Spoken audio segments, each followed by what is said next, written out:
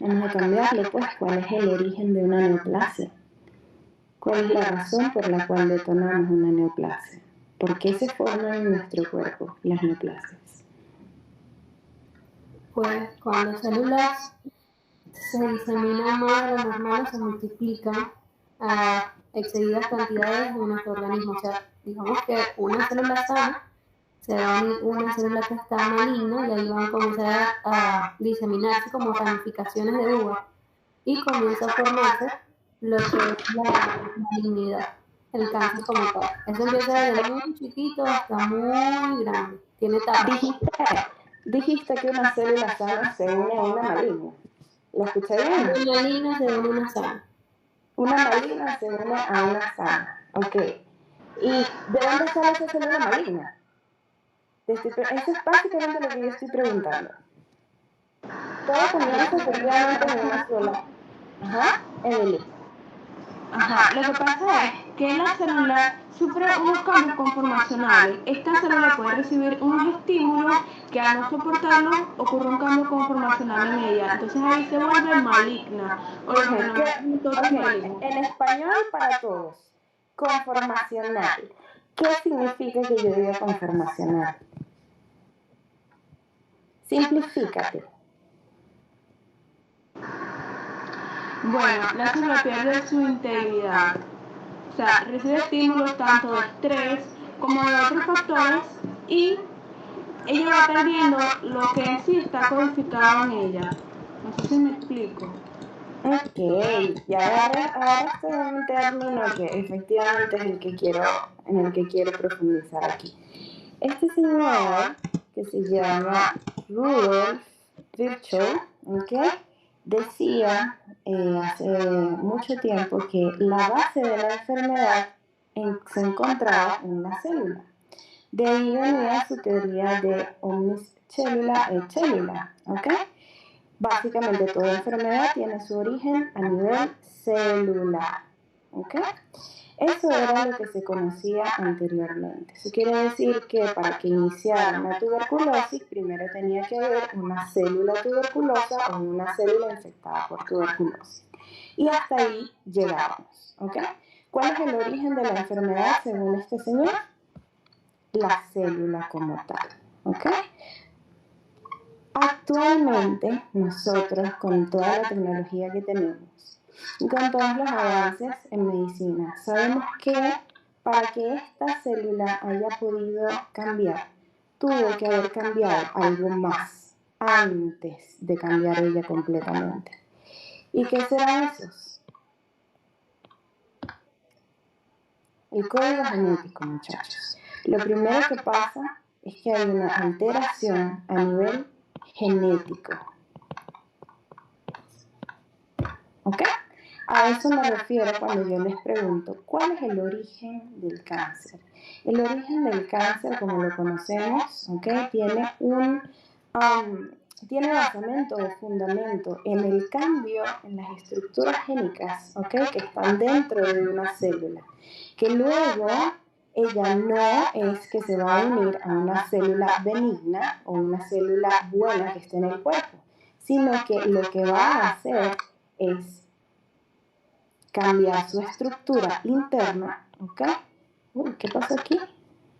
Se puso esto. Ella lo que va a hacer es multiplicarse, ¿ok? Pero ¿cuál es el origen? El origen siempre va a ser genético y ya la teoría de este señor se queda atrás. Fíjense lo que pasa con esta clase en particular. ¿Cómo pasó? ¿Cómo pasó? Y entonces,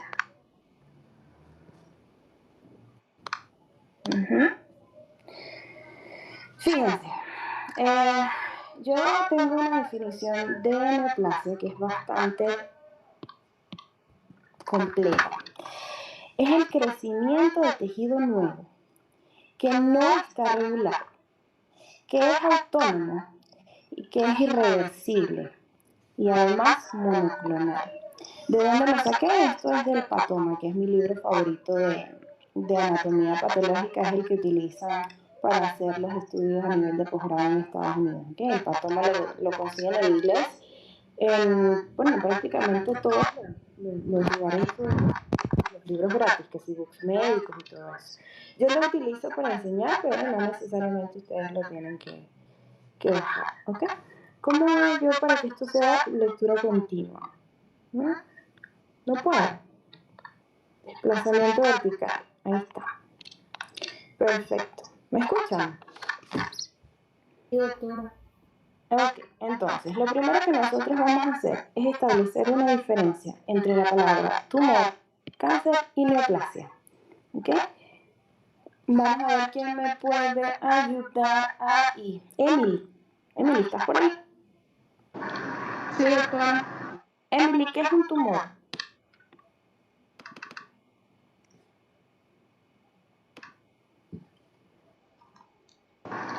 Un tumor es un crecimiento de células, derivan de una capa de células germinales y se diferencian en el tejido donde se ubican.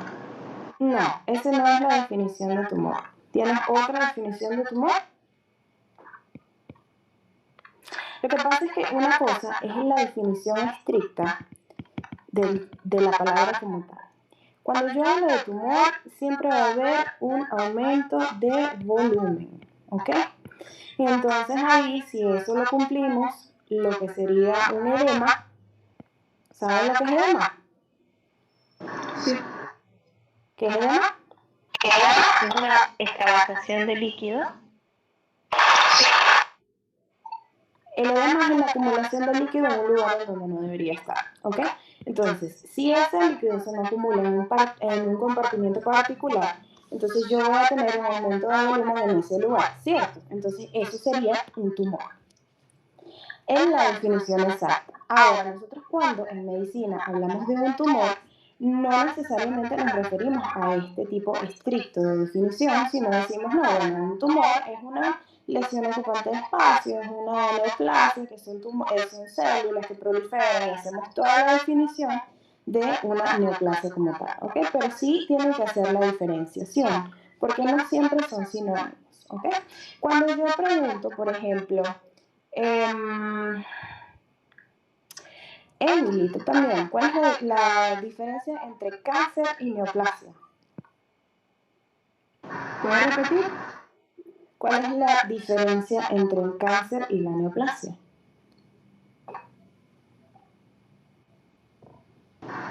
Bueno, la neoplasia es la proliferación de un tejido nuevo, el aumento celular. Y el cáncer ya sería un avance de estas células hacia lo que es una metástasis. No, definitivamente no. Ok, metástasis siempre me va a implicar la diseminación de una neoplasia, ¿cierto, Ana? Ana lo explicó muy bien, ella dijo que simplemente cuando ese tumor se disemina a un lugar o se siembra en lugares lejanos a su sitio de origen, entonces eso es una metástasis. La verdadera diferencia entre el cáncer y la neoplasia es que el cáncer siempre va a tener una connotación maligna. ¿Ok? Cáncer, vamos a hablar de tumores malignos, mientras que las neoplasias me incluyen patología benigna y patología maligna. ¿Sí me entienden? Sí, doctora. Ok, perfecto. Ahora, vamos a preguntar. Guada, ¿estás por ahí?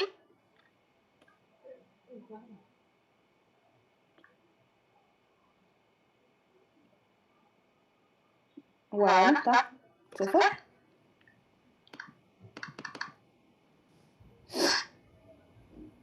Se fue Guada. Pero ahí sale conectada. Está bien, ok. Voy a poner ahora como que no está. Le damos el chance si aparece, ¿ok? Fíjense en esta palabra. Vamos a preguntárselo a la expositora. Monoclonal. Ana, ¿estás por ahí? ¿Me ayudas a definir qué es monoclonal? que una única célula se va reproduciendo, o sea, es una sola Correcto. célula la que se reproduce, solo Ujú. tipo celular. Correcto. Entonces, tenemos una diferencia grande en cuanto a cuánto una célula misma hace esa diferenciación, ¿ok? Y sería muy diferente a cuando yo tengo dos tipos de células proliferando al mismo tiempo. Esto sería en tal caso una proliferación policlonal. Y esto sería una proliferación monoclonal. Es muy importante que ustedes entiendan que el cáncer, por definición, es monoclonal, ¿ok? No hay cáncer que sea policlonal. Todos son derivadas de una misma célula de origen, ¿ok? Entonces, otra cosa importante es entender esto que nosotros tenemos acá, que es un algoritmo de lesión celular. Disculpen que esté en inglés, pero es que es el que más se adapta a lo que yo quiero explicarles hoy. Entonces, fíjense, por ejemplo, nosotros comenzamos aquí, en una célula completamente normal, con una palabra que aparece aquí que es bastante importante, que es homeostasis. ¿Alguien me puede ayudar a definir homeostasis? Es el equilibrio que contiene la célula. Es el equilibrio de la célula con su medio externo. Eso quiere decir que ella está en paz con todo lo que le rodea, ¿cierto? Entonces no hay no necesariamente es que no hay un agresor, sino que ella logra estar en completa paz porque logra adaptarse. Entonces esa palabra, adaptación, es la que nos va a llevar realmente a cosas como las neoplasias. Fíjense, tenemos una célula normal que está en perfecto homeostasis, en perfecto equilibrio. Y ella recibe, un estímulo que puede ser, por ejemplo, de privación de oxígeno, que puede ser una deficiencia nutricional, que puede ser toxinas, pueden ser acúmulos citoplasmáticos, pueden ser, miren, la lista es larga, creo que se la dieron en clase, todo lo que es capaz de dañar una célula, ¿ok? Entonces, esa injuria celular puede ser severa, y si es severa, se hace irreversible y a su vez se traduce en muerte celular, ¿cierto? O sea, si la célula no es capaz de adaptarse a ese medio, no es capaz de crear esa homeostasis para estar en equilibrio, esa célula se va a morir. ¿Sí? ¿Están todos claros con eso? Sí, doctora. Si esa injuria es leve, ¿ok? Que sería esto de arriba. Entonces, si en el momento en el que se quita esa injuria, es decir, por ejemplo, en un tejido miocárdico que está sufriendo una isquemia, una angina de pecho, entonces en el momento en que ese vaso sanguíneo se abra de nuevo, se distienda, se permeabilice y vuelva a llegar el oxígeno y la sangre a ese tejido, entonces ella va a ser reversible, la injuria va a ser reversible. Ahora, bajo situaciones de estrés, que es lo que está acá, la célula va a buscar alguna forma de adaptarse, ¿ok? Y esa adaptación me va a llevar a una consecuencia dentro de su estructura, ¿ok? Entonces, de ahí van a nacer toda la necesidad de adaptación, toda la necesidad de que yo cambie para poder vivir, para poder sobrevivir. Y se van a manifestar por estos principales mecanismos de adaptación: hipertrofia, hiperplasia, atrofia y metaplasia. Fíjense que de ningún lado acá yo sigo hablando de neoplasia, estoy hablando simplemente de lo que hace una célula para poder adaptarse a su medio. Es importante que ustedes sepan que bajo condiciones de estrés, la célula cambia su configuración y me aparecen, por ejemplo, la hipertrofia, hiperplasia, atrofia y metaplasia. Con la metaplasia nos vamos a quedar. ¿Por qué? Porque de la metaplasia nace otra cosa que se llama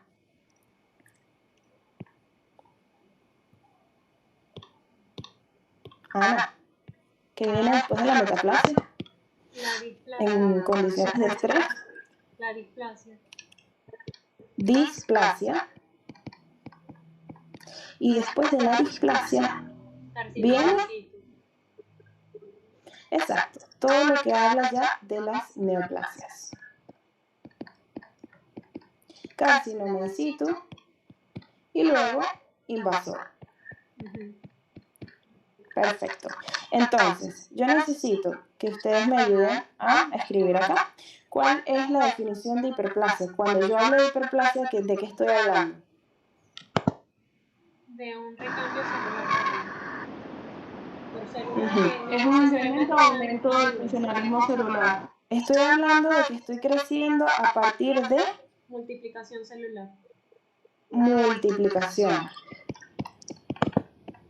Si yo les hablo de hipertrofia, Aumento de tamaño. correcto, tamaño, exacto. Estoy creciendo a expensas del tamaño. Esto le pasa usualmente a las células que no pueden proliferar rápido, no pueden multiplicarse rápido. Por ejemplo, una neurona, ustedes saben que uno dice que uno nace con la cantidad de neuronas con la que se va a morir. Actualmente se sabe que eso no es cierto porque sí hay un ligero recambio, pero son de crecimiento tan lento que ellas ante un estímulo lo que hacen es hipertrofiarse y no realmente hacer hiperplasia. Si yo hablo de metaplasia, esta definición es extremadamente importante. Eileen, ¿me ayudas? Es un cambio reversible de las células. Es un cambio de las células ¿a qué? ¿A qué cambia? Por otra célula. Por otra célula madura, ¿ok? Es el intercambio de un epitelio maduro por otro que ya previamente ha sido madurado. Exacto. Perfectamente. Displasia. Doctora, Dígame.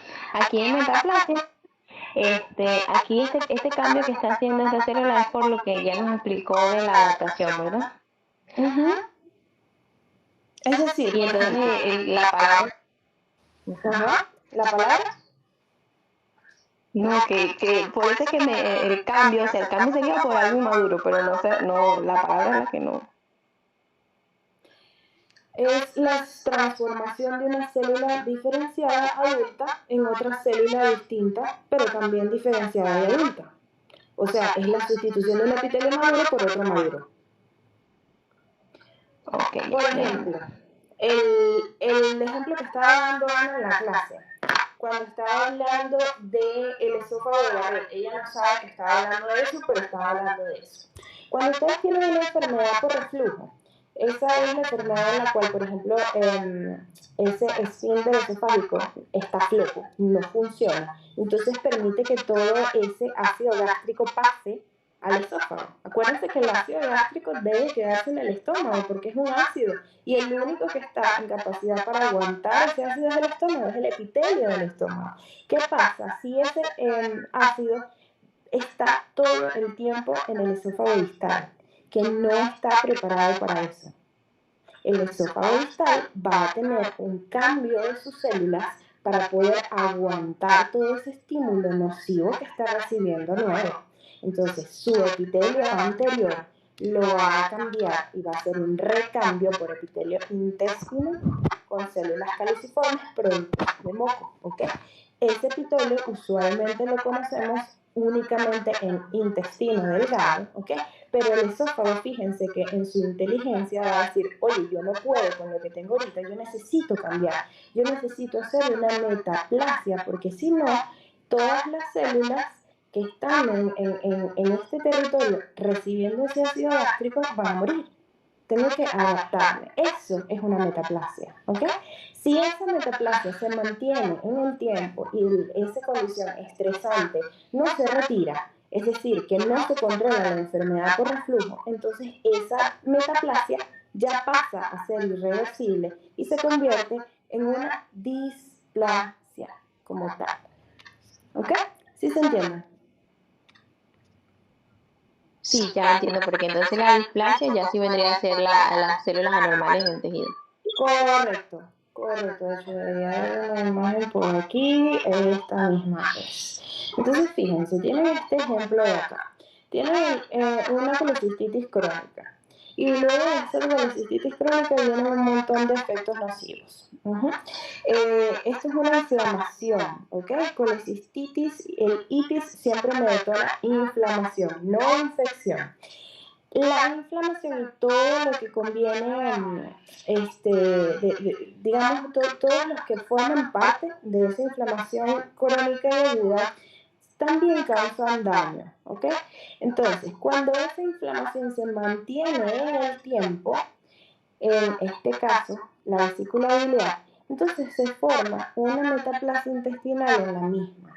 Posterior pasa a ser una displasia y de la displasia pasa a ser lo que nosotros conocemos como neoplasias, que primero viene el carcinoma in situ y el cáncer invasivo como tal. Entonces, yo puedo preguntar ahora a Paola, a Paola, se lo pregunto a Paola. Aquí estoy. Ay, borré la pregunta, no puede ser. Qué éxito. Ok, Paola, ¿cuál es el requisito para que sea llamado carcinoma in situ? Que sea localizado, por lo que escuché. Un carcinoma in situ y un cáncer invasor. La capacidad de la localización, porque lo que escuché en el seminario, el carcinoma in situ, está la célula, o sea, ella utilizó la palabra encapsular. Y después el invasor, por supuesto, ya se describe como que se prolifera a otros tejidos. Ok, básicamente sí. ¿Alguien tiene otra respuesta? Yo, ¿No se escucha bien? ¿me escuchas? ¿Sí? Bueno, yo había escuchado que para hacer in situ debe de tener características de no atravesar la membrana basal. Correctamente, esa es la definición como tal. Si este tumor que está acá está crecido completamente, está enorme, está visible. Usualmente no son visibles los carcinomas in situ y por eso son más de difícil diagnóstico y lamentable porque en este punto tú lo puedes remover y el paciente no sufre mayor daño, pero usualmente son, asintomáticos. Si este pancito que yo dibujé aquí se queda en los límites de su membrana basal, eso es lo que nosotros vamos a llamar un carcinoma in situ. Ahora, en el momento que este cáncer pase esa membrana basal, invada, se convierte en un carcinoma invasor. ¿Está clara esa parte? Sí. Ok, chévere, buenísimo. Entonces, yo podría preguntarle a Fabiana cuál es la diferencia entre la palabra invasión a metástasis.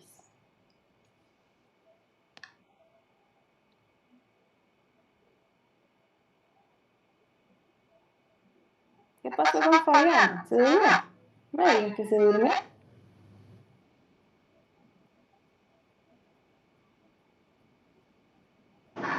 Creo que está desde la computadora. Creo que no puede sonar el micrófono.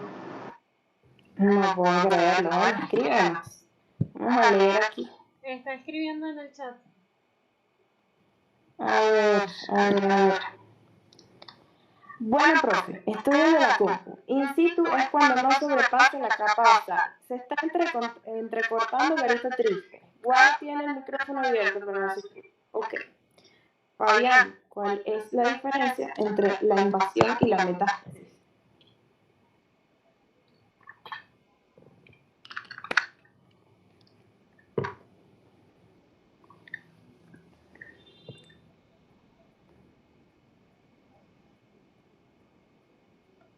La invasión es la propagación donde está el tumor primitivo y la metástasis. Lo he dicho 4 veces hoy ya. Y la metástasis es cuando las células del tumor entran en el torrente circulatorio y van a otro sitio. Exacto. Entonces, cuando yo hablo de invasión, estoy hablando de del tejido circundante, mientras que cuando hablo de metástasis siempre voy a hablar a distancia. Vamos entonces con Marzulis. Marzulis nos va a hablar de 3 características de una neoplasia benigna. Ok, bueno, las neoplasias benignas, que son aquellas donde obviamente el crecimiento va a ser lento y hasta donde creo que no va a formarse una capa, ¿cómo era? Una capa fibrosa, y esas se van a contener en esas. En cambio, un tumor maligno obviamente va a ser un crecimiento muy rápido, donde creo que no se van a lograr encapsular en esa capa fibrosa. ¿Correcto? Y bueno, obviamente va a ser un crecimiento mayor de tumor. Crecimiento rápido, crecimiento rápido, y creo que es donde no hay no cápsula, la cápsula fibrosa, creo. Ok. ¿Cómo hablamos cuando hablamos de la necrosis? ¿Están presentes en los tumores benignos o malignos? Era en los tumores malignos, sí, necrosis. ¿Y un tumor benigno puede causar metástasis, Marzulis? No, creo que. Porque así no causa. Ok, una de las características no causa. Ok. No producen hemorragia, los tumores benignos no producen hemorragia, no producen necrosis, usualmente no tienen focos necróticos. Son de crecimiento lento, son encapsulados, son bien diferenciados en su mayoría. Cuando yo hablo de diferenciación, ¿a qué me estoy refiriendo? Ya les voy a decir. Paula. Diferenciación, bueno, yo tengo entendido que es que uno puede observar que las características van de acuerdo a un tipo de célula. ¿Cuál tipo de célula? ¿O cuál célula, pues? Puede ser una célula del tejido conectivo o de tejido muscular. Hace le falta. ¿Quién me ayuda? Yo, doctora. ¿Quién es yo? No veo. Guadalupe. Véngase. Te llamé ahorita. Entendí que era la semejanza que... Ay, no sé cómo activar el micrófono, pero lo conecté al teléfono por eso. Bueno, yo entendía que era la semejanza entre la célula, entre la morfología y la función, la función entre las células neoplásicas y las células normales del mismo tejido. Ok, básicamente la diferenciación me habla de si el tejido del tumor se parece a donde se originó o no. Ana lo explicó muy bien, ¿ok? Entonces, una de las características de los tumores malignos, complementando aquí lo que dijo Marzulis, es que los tumores malignos suelen ser muy poco diferenciados, ¿ok? Cuando yo hablo de anaplasia, efectivamente, como lo dijo Ana, es la pérdida de ese parecido que tiene ese tumor a su epitelio de origen o a su célula de origen como tal. Pero yo no hablo de que un tumor de repente es anaplásico, así, yo simplemente lo estadifico y digo es poco diferenciado, es indiferenciado o está muy bien diferenciado, ¿ok? Entonces, ¿para qué me sirve la escala de Broad's que estaba hablando ella? La escala de Broad's fue una estadificación que hicieron, yo no me acuerdo en qué año, pero lo hicieron específicamente para el carcinoma de piel. Y ellos dijeron que, bueno, a partir del 75% de células, que eso se evalúa por campo, o sea, uno trata, si uno tiene efectivamente la cantidad suficiente de muestra de tejido, ¿okay?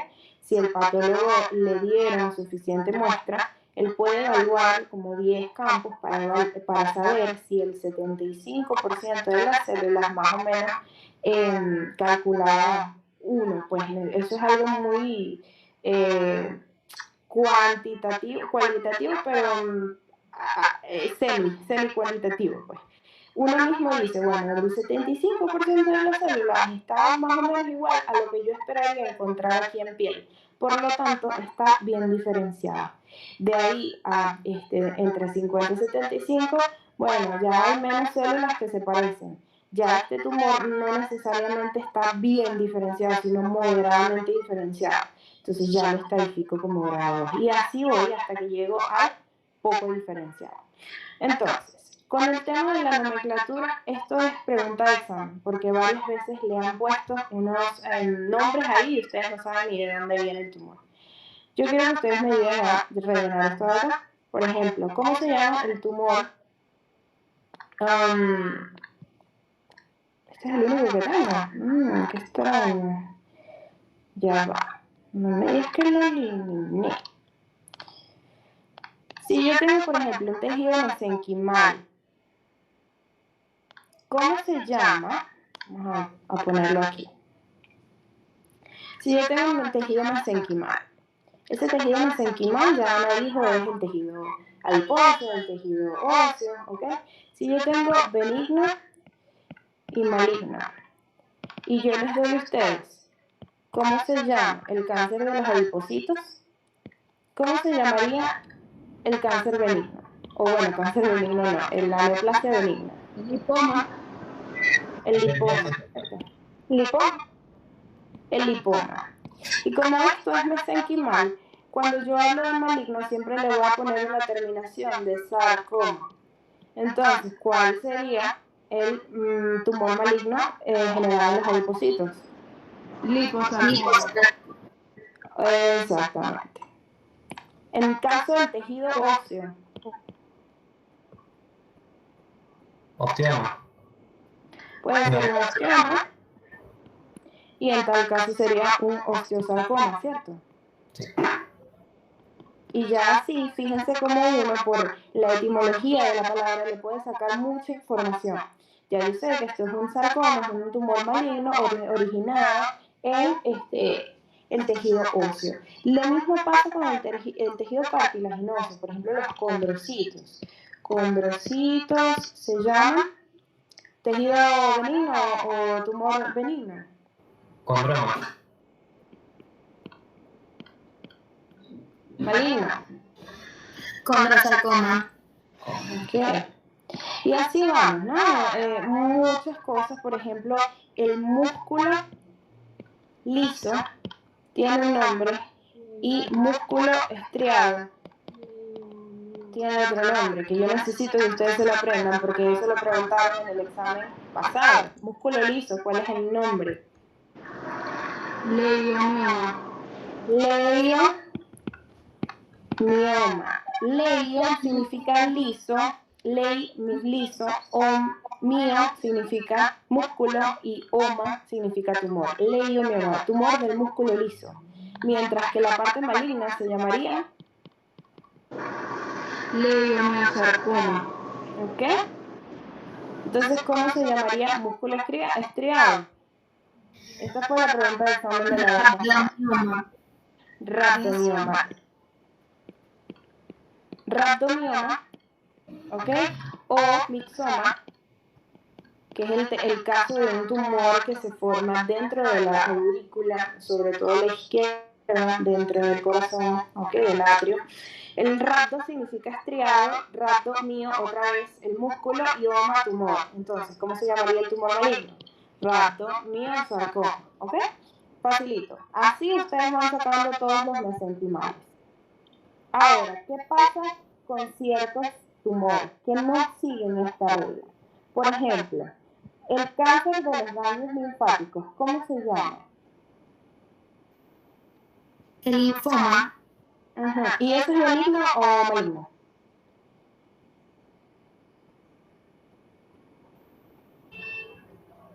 O sea, ¿dónde lo pongo aquí? Entre estos dos. Maligno, creo. El linfoma es maligno y no existe tumor benigno de ganglios linfáticos. Ojo con eso. Médula ósea, ¿cómo se llama?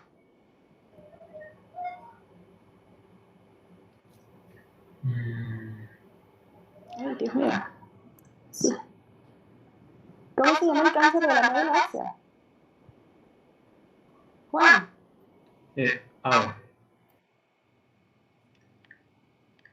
¿Aló? Leucemia. Leucemias. Entonces fíjense cómo hay excepciones a la regla. porque yo puedo hablar aquí de un linfoma, terminación en oma, pero siempre va a ser maligno. La leucemia ni siquiera sigue esa metodología. Los melanocitos tienen uno que se llama el melanoma, que nunca en su vida va a ser benigno. Y de todas formas, el trofoblasto también van a tener la mole hidatiforme y luego van a tener aquí coriocarcinoma. Y así van, ¿ok? Muchísimos. Teratoma. ¿Qué tipo de teratomas existen? Existen dos tipos de teratoma. Maduro, que es el considerado benigno. O sea, cuando un teratoma está maduro es porque es considerado benigno. Y si es inmaduro, es un teratoma que va a tener una potencial malignización. ¿Ok? Entonces, bueno, esto es más de lo mismo, un adenoma. Okay. En cuanto a las neoplasias epiteliales, esto es otra cosa que ustedes tienen que entender, que los vamos a dividir siempre en mesenquimáticas y en epiteliales. Ustedes ya saben que cuando son mesenquimáticas, los malignos tienen una terminación de sarcoma, con ciertas excepciones, como lo son, por ejemplo, las leucemias y los linfomas. Pero las neoplasias epiteliales van a tener carcinoma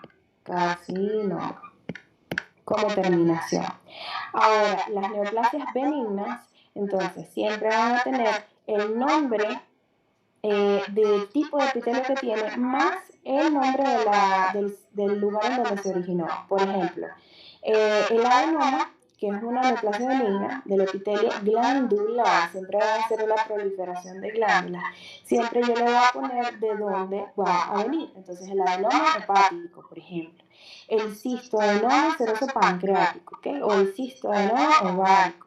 El cistoadenoma tiene una organización acá, o etimológicamente hablando, cisto me habla de quiste. Entonces, cuando ustedes vean la palabra cisto, siempre va a haber un saco relleno de algo, que usualmente puede ser líquido seroso, puede ser pus, puede ser cualquier cosa que esté contenida en un saco, en un quiste. Y a su vez, adenoma, que es que crece formando glándulas también. Y tienen el ejemplo acá en la pantalla, me imagino, que es el cistoadenoma ovario, que son tumores que crecen de un tamaño demasiado bárbaro, increíblemente grandes, y usualmente hasta se hace el diagnóstico diferencial con un embarazo, porque lo grande, y se imaginarán la tumoración que puede llevar esa mujer en ese abdomen. Entonces, este tumor, usualmente cuando lo ponemos en la mesa para diseccionarlo, tiene quistes y tiene bolitas que cuando tú las rompes, pueden incluso sacar, miren, 1 o 2 litros de líquido, de líquido sanguinolento, puede ser seroso, etc. Otra cosa con los papilomas con las neoplasias benignas, son los papilomas. Los papilomas son neoplasias, como ya saben, benignas epiteliales, ¿okay? Que tienen unas proyecciones digitiformes. Cuando ustedes lean la palabra digitiformes, siempre se van a referir como a dedos de la mano. Entonces, este es el aspecto histológico que va a tener un papiloma. Y se ven exactamente así a nivel histológico. ¿Okay? El papiloma, la enfermedad más icónica de que nosotros siempre hablamos, pues el virus de papiloma humano, ¿no? Que se manifiesta por las verrugas que aquí las tienen. Ella presentó una imagen también. Usualmente tienen este aspecto físico y tienen la particularidad de... ¿Puedo colocar un momentito la de arriba?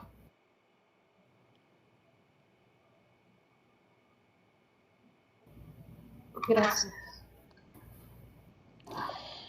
Y bueno, en la parte epitelial tenemos entonces las malignas, carcinoma y adenocarcinoma, que ya tienen sus... aquí está el cuadro, fíjense. Hueso, endotelio. Endotelio, me faltó endotelio. ¿Cuáles son las neoplasias benignas del endotelio?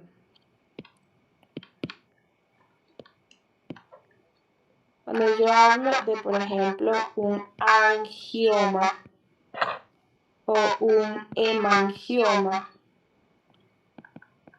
estoy hablando de una neoplasia benigna formada en el endotelio. Cuando yo hablo de un angiosarcoma, ¿okay? Estoy hablando de una neoplasia maligna. Todos esos nombrecitos pueden salir en el examen, ¿oyeron?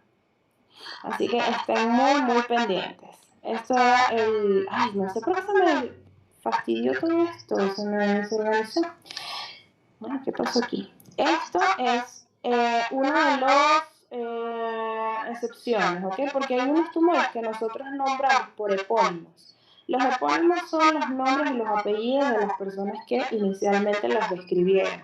Por ejemplo, tienen el sarcoma de Ewing, el tumor de Wilms, un tumor renal, este es de hueso. El tumor de Ewing, el sarcoma de Ewing es un tumor de hueso, tumor de Wilms, de riñón, tumor de Graves, enfermedad de Hodgkin, de la sangre, Kaposi, de la piel, Burkitt, de linfocitos tipo B. Es un tumor de amplio crecimiento que se origina usualmente en el tejido linfoide asociado a mucosas. Entonces vemos niños con un crecimiento así de grande, muy rápido, muy invasivo, que causa mucho daño. Entonces, bueno, esos tienen, digamos, como que sus nombres propios, ¿ok?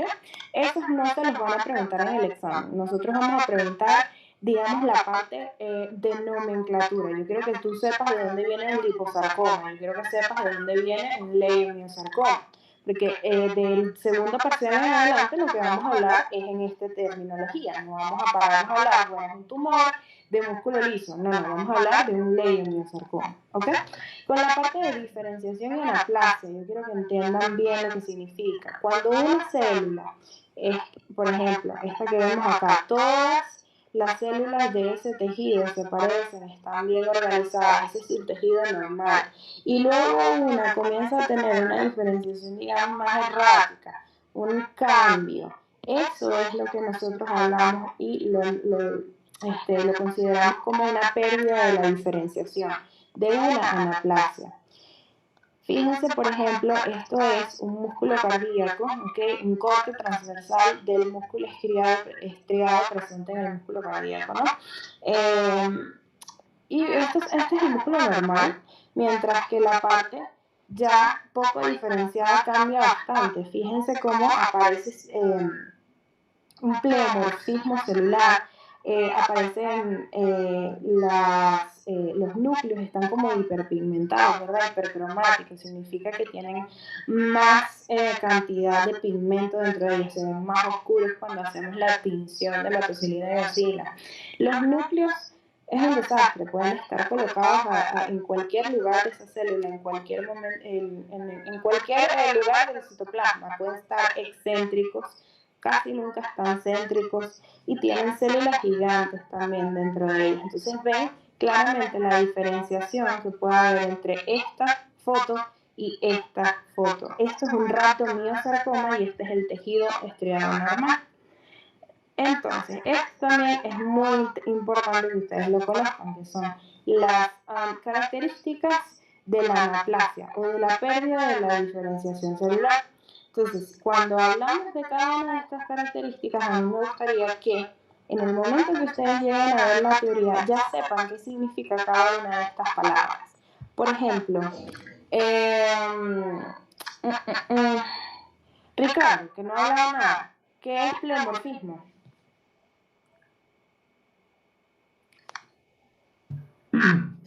Se refiere a que puede presentar varias formas. Exacto, la diferente cantidad de formas que pueden estar en un mismo tejido. Cuando, fíjense, el pleomorfismo celular que tenemos acá en esta imagen es claramente diferente. Aquí hay una célula que está enorme, aquí hay una célula que está quizás a un cuarto del tamaño de la anterior, mientras que aquí tienen otras muy pequeñas. Hay una variación grave del tamaño. Entonces también la alteración de la forma y el contorno nuclear. Fíjense cómo este núcleo que está acá está como alargado. Este núcleo que está acá está como alargado. Mientras que hay un núcleo que está, por ejemplo, en esta célula que es completamente redondeado. Es decir, no tenemos, bajo ninguna circunstancia hay un orden en este tejido. Esa es una característica de la anaplasia. Hipercromasia nuclear, que el núcleo se ve mayormente teñido, alteración de la relación núcleo-citoplasma. Cuando yo hablo de alteración de la relación núcleo-citoplasma, yo hablo de la cantidad de citoplasma que me deja la célula tener. Usualmente nosotros tenemos una célula que tiene una cierta cantidad de citoplasma ya establecida por su ADN y tiene su núcleo, ¿verdad? Pero a veces cuando se pierde, entonces yo suelo tener, perdón, este no es mi mejor ejemplo. así. La misma célula, ¿verdad? Y entonces, por ejemplo, aquí hay una alteración de la relación núcleo-citoplasma porque cambia la cantidad de citoplasma que yo tengo ahora versus el tamaño del núcleo. Usualmente no es así tan perfecto, sino que se ve como que una célula más grande y entonces aquí por aquí aparece un núcleo todo loco y se le ve el nucleolo también, que eso es peor. ¿Ok? Pero son características como tal de esa anaplasia que ustedes tienen que saber. ¿Cuál es? Plemorfismo, alteración de la forma del contorno nuclear, hiperplemosia nuclear, alteración de la relación núcleo-citoplasma, alteraciones en la distribución de la cromatina. En el momento en que nosotros vemos en la cromatina puede verse así como punteada, puede verse veteada, no sé si se dan cuenta de cómo hay como manchas dentro de ese núcleo. ¿Sí las ven? Como que aquí hay una parte que está más manchadita, aquí es manchadita, cuando eso debería ser homogéneo, se debería ver todo igual. Entonces comienzan a haber parches, cambios en la cromatina. Eso, punto 5, mitosis atípica. La mitosis, bueno, evidentemente es otra de las características de los tumores malignos.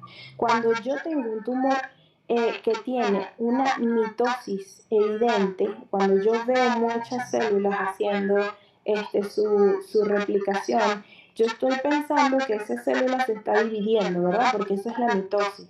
Entonces, si una célula se está dividiendo a muy rápido rate o muy rápidamente en general, entonces yo ya sé que muy probablemente ese tumor es poco diferenciado y probablemente es maligno, ¿ok? Entonces, en el momento en que yo veo una mitosis atípica,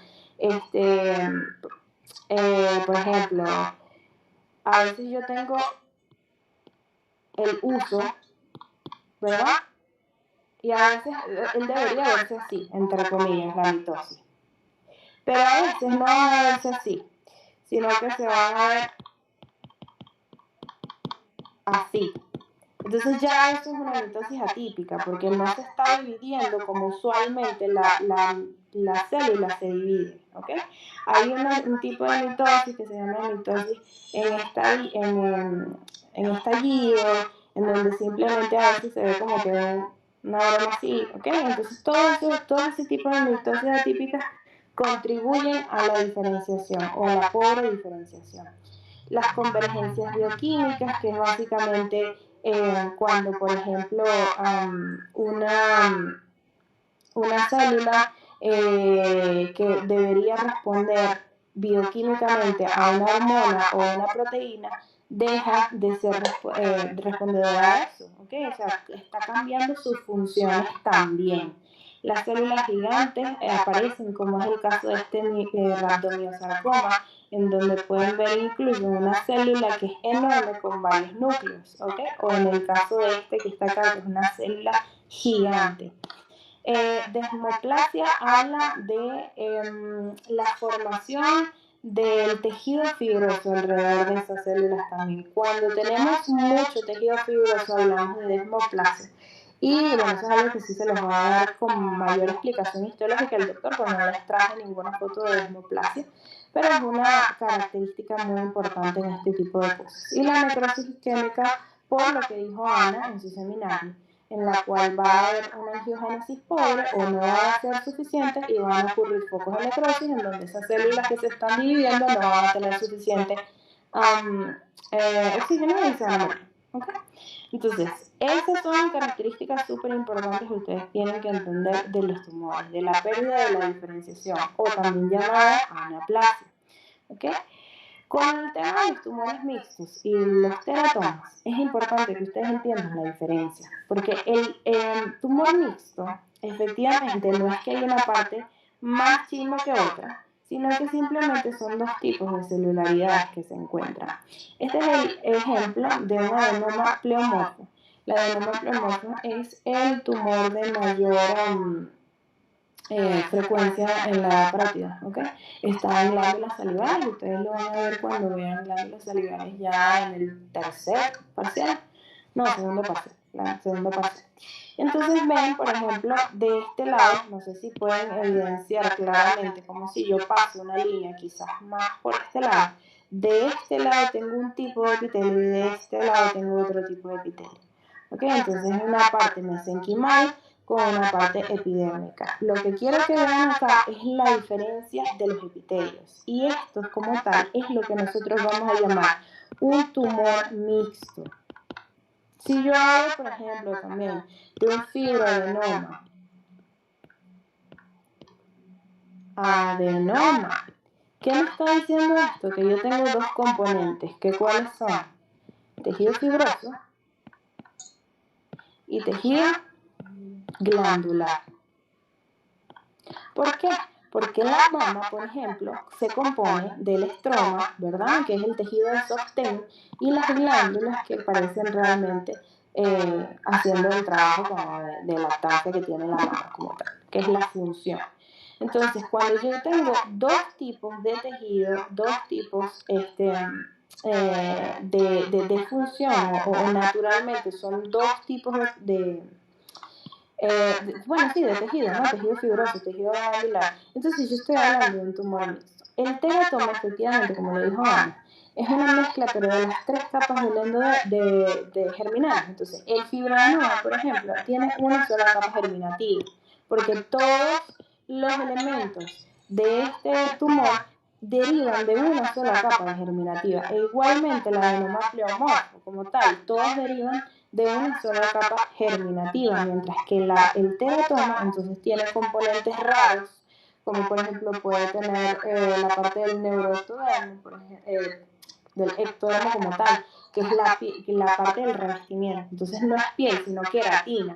Todas esas formaciones queratinosas, como por ejemplo uñas, ¿ok? Como por ejemplo pelo. Mientras que también puede tener componentes endodérmicos, ¿ok? Puede tener el mismo estroma, el mismo músculo. Todo eso debería estar en un teratoma. Mientras que obviamente ustedes nunca van a encontrar un pedazo de uña en un adenoma pleomorfo, porque esa es otra capa germinativa. ¿Sí me entienden? ¿Sí me estoy más o menos explicando la diferencia? ¿Queda duda con esto? ¿Se durmieron todos? Sí, doctora, no queda duda. Ok, perfecto. Otra cosa son los marcadores tumorales. Me interesa saber si entienden lo que son los marcadores tumorales. ¿Quién es Herrera Duarte? Juan, ¿no? Eileen o Juan, o mejor dicho, Eileen y Juan me hablan sobre los marcadores tumorales. ¿De dónde salen? ¿Para qué son?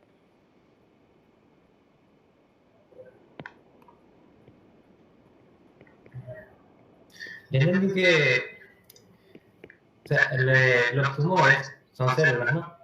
Por ende, algunas de ellas van a producir sustancias como hormonas o sustancias químicas que van a hacer liberadas del torrente sanguíneo, por ejemplo, que van a indicar que hay algún crecimiento anormal en nuestro cuerpo. Exacto. Pero los marcadores tumorales, yo quiero que ustedes entiendan hoy que no son marcadores específicos de cada tumor. ¿Ok? O sea, yo no le puedo decir, mira, yo la verdad me llegó, por ejemplo, ayer un antígeno, ya, una hemoglobina, tiroglobulina, de un paciente que tiene un crecimiento de tiroides, ¿verdad? Entonces yo, por ejemplo, le puedo mandar un marcador tumoral para yo saber si ella tiene cáncer de tiroides. Eso no funciona así. El marcador tumoral es un estimado, ¿ok? Nunca va a ser específico de un solo tipo de tejido, ¿ok?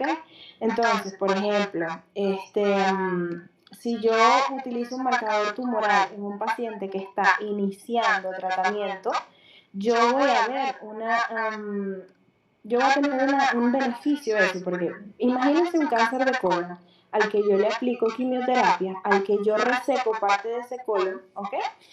Y luego, tengo mi marcador tumoral en ese momento, el marcador tumoral que se escoja para ese tumor en particular, qué sé yo,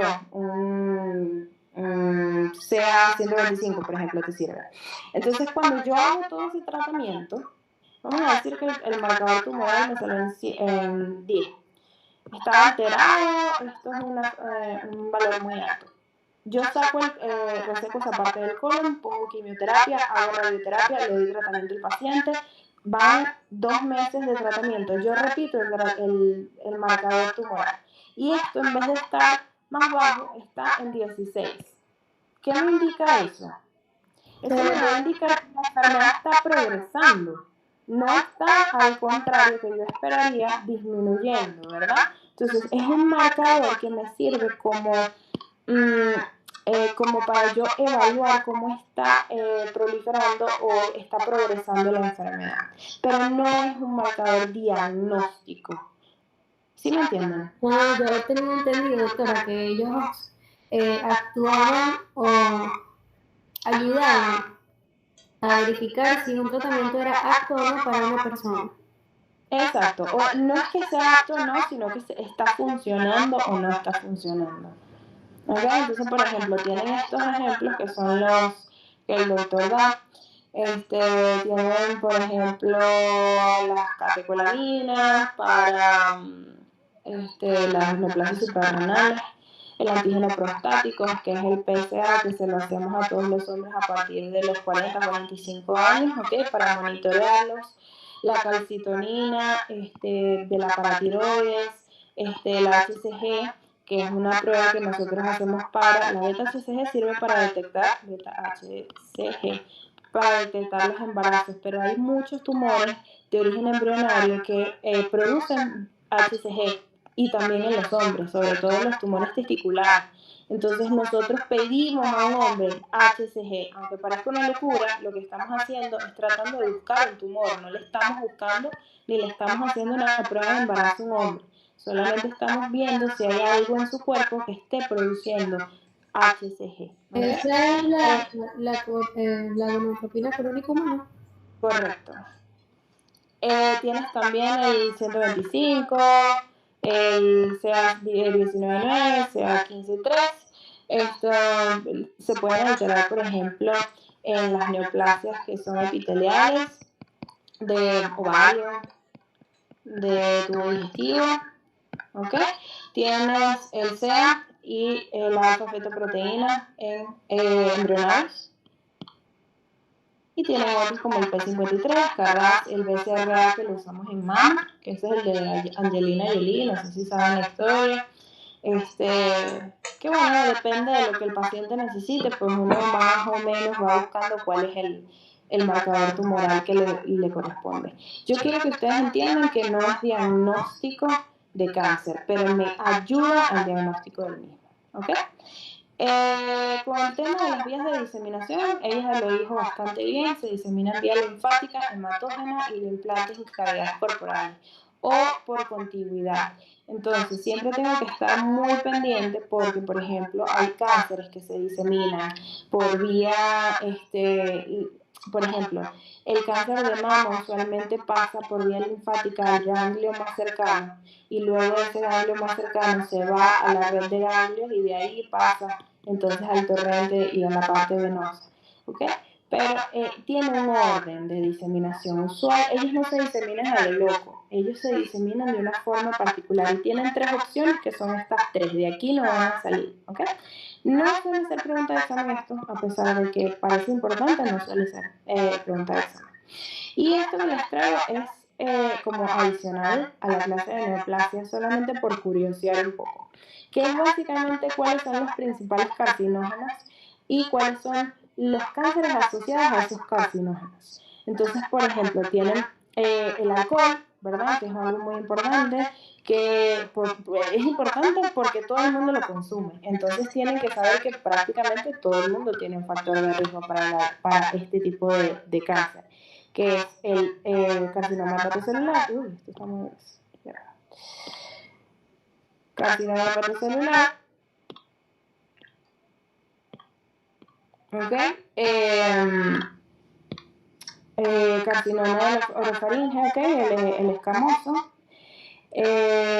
También, por ejemplo, con el asbesto, con lo que es el sílice, con lo que es el níquel, siempre vamos a tener riesgo de cáncer de pulmón, porque son esos, digamos, residuos que quedan de los trabajadores en industrias, ¿ok? Que están expuestos a este tipo de metales, y entonces al inhalarlos y al depositarse lentamente y de forma crónica en esos pulmones, me pueden originar metaplasia. Esa metaplasia me lleva a una displasia, y esa displasia me lleva entonces a lo que ya ustedes saben, ¿ok?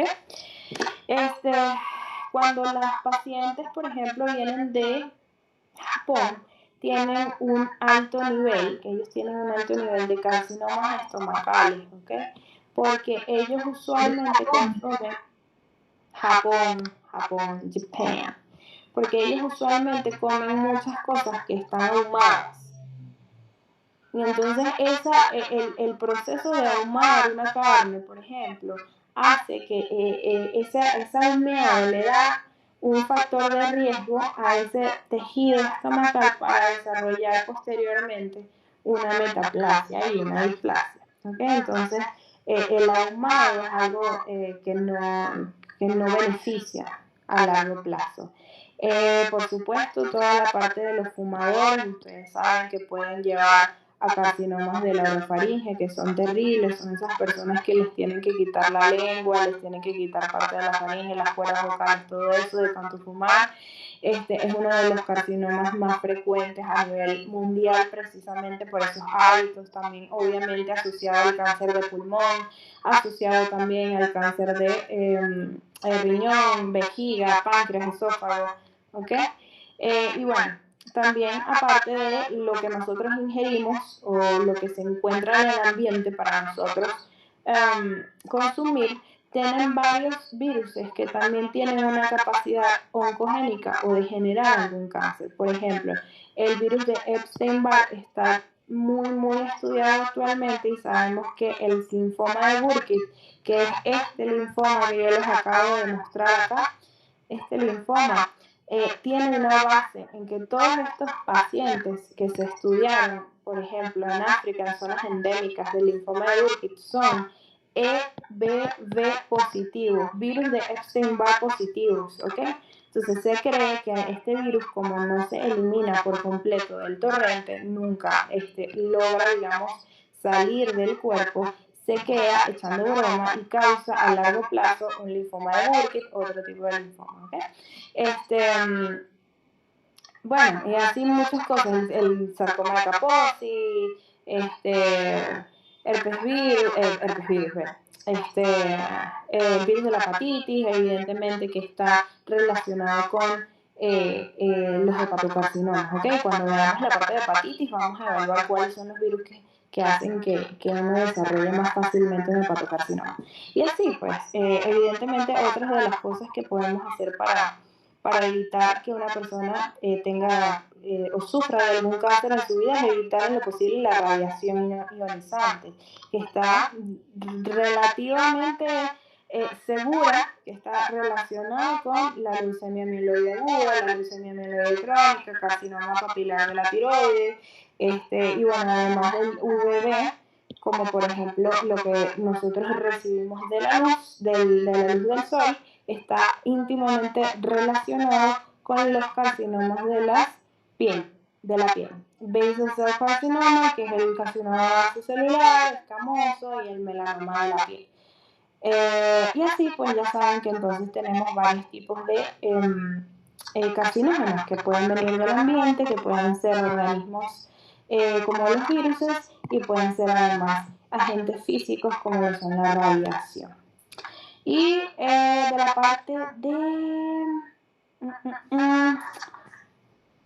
parte de patología de la piel, yo tengo, lo que les voy a hacer es facilitarle un libretico que tiene bastante información para que ustedes la revisen.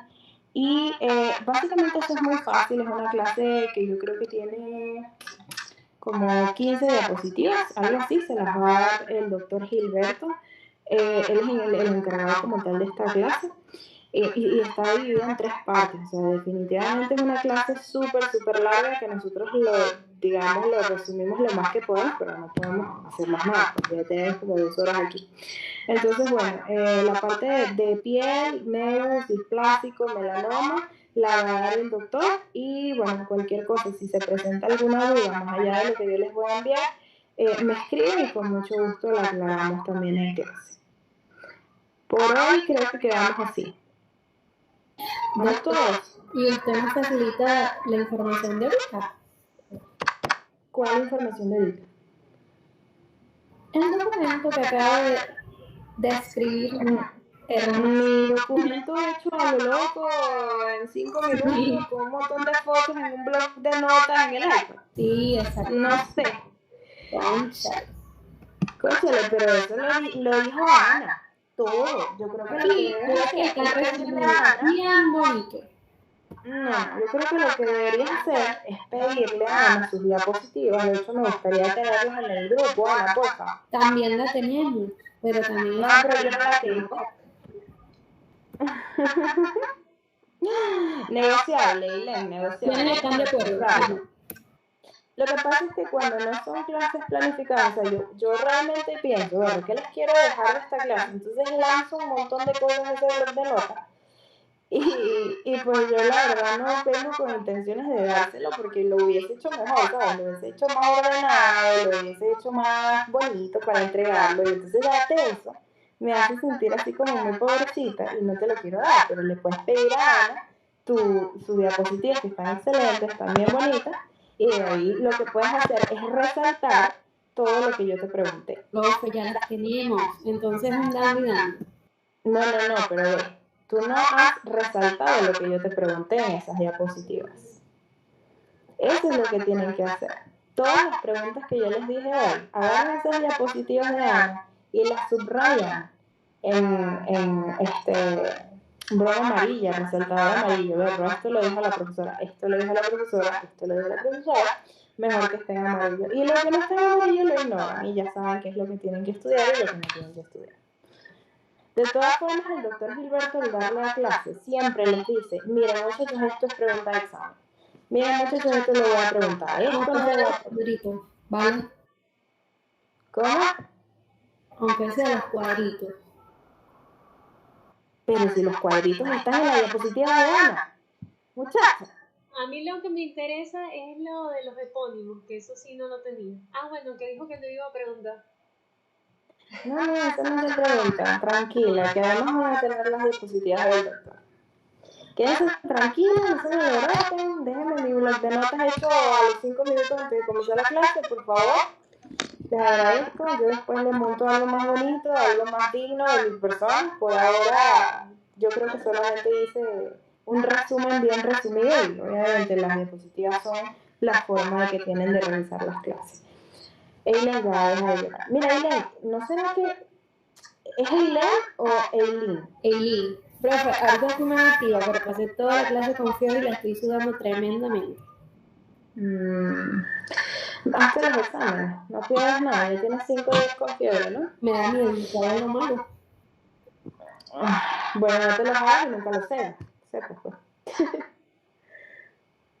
Tienes que ir adelantando, porque es que si sigue esto, entonces evidentemente te lo vas a tener que hacer a la larga y lo que vas a hacer es retrasar tu tratamiento. Yo también estuve en estos días enferma, yo no sé cómo lo logré, pero bueno. Yo voy a mañana, que si paso la noche con fiebre, entonces ya mañana serían 5 días y me lo hago en la mañanita. Exacto, Pero es que es muy extraño, yo tengo mucha fiebre y dolor de cabeza, entonces me da ¿qué es mucha fiebre? Muchas fiebres que me siento internamente muy caliente, los oídos como que se me... Pero no te las cuantificaba. ¿Ah? No, porque no tenía un termómetro, entonces okay. Eso es un error, ¿ok? Eso siempre es un error, porque uno se puede sentir muy afiebrado, pero te tomas la temperatura y está en 36. Así que estate pendiente con eso, ¿ok? Entonces, muchas Sí, una consulta gratis. Esto me está escribiendo desde la mañana, Fabiana. dolor de cabeza, me duelen los ojos horrible, entonces los medicamentos es que me sudo completamente y me levanto, como ahorita.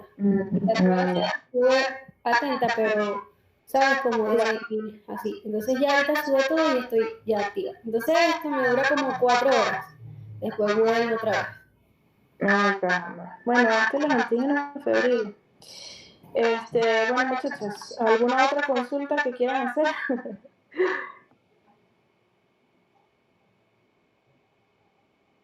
Paola, Sonia Paola, ¿alguna pregunta? ¿Nos vamos? Ya es hora de montar la arepa. Dime, Fabi.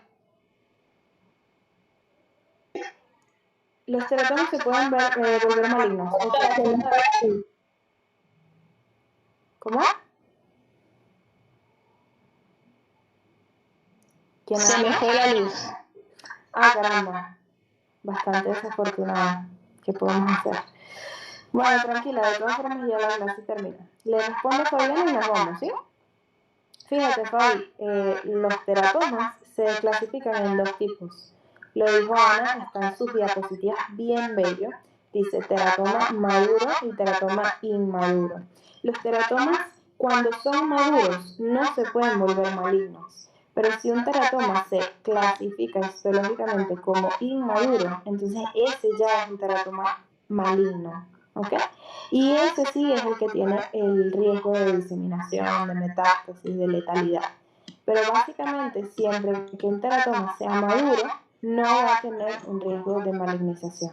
Si un teratoma es maligno, es inmaduro, entonces sí va a ser maligno. Depende del grado de madurez de ese teratoma. ¿Sí? Ah, ok, gracias, profe. Chévere, nos vamos, muchachos. Que estén bien, monten la arepita con queso. Y nos vemos el lunes a las, ¿qué hora? A la misma hora, 3. O se ponen de acuerdo y me avisan. Ponemos de acuerdo. Ok, no le puede, chao pues, cuídense.